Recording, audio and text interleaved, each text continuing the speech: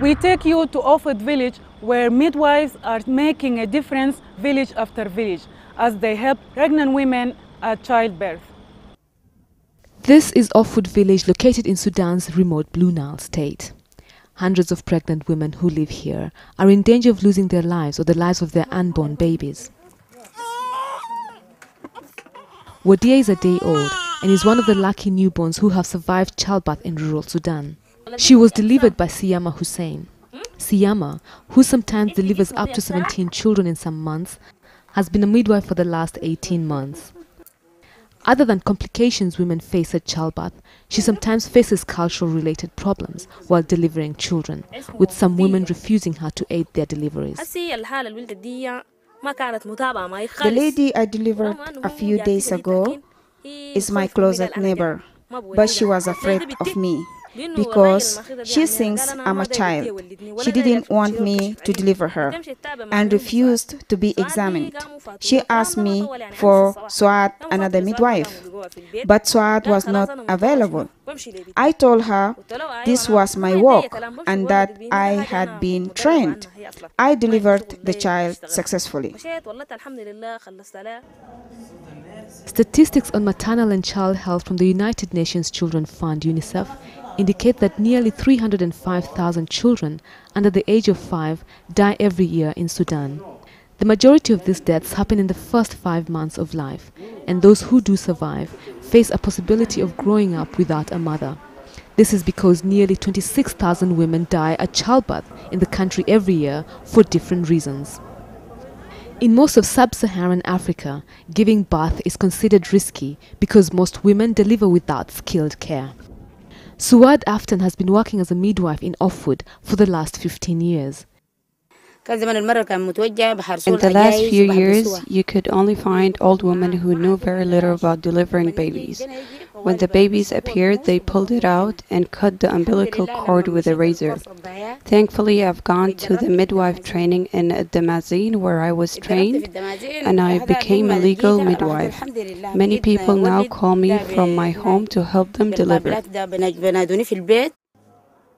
At Damazine Hospital, doctors have had to deal with an influx of women from remote areas of the state, many suffering from a host of pregnancy complications. Dr. Fathi Hamid has been working here for the last 3 years, and he says he has had to deal with many difficulties. Some ladies are referred from very far areas, sometimes 40 kilos, 50 kilos. And when they reach here, they either they lose their baby, or they have obstructed labor and ruptured uterus, or sometimes we cannot even save them. Many times we lose them because they reach very late. Dr. Hamid says that despite emergencies like these, services at the hospital have improved tremendously since the end of the war. Alongside medical services provided to patients from far and wide, the hospital trains midwives who are then sent off to remote areas of the state. The training of midwife, the delivery itself is just a small part of their work.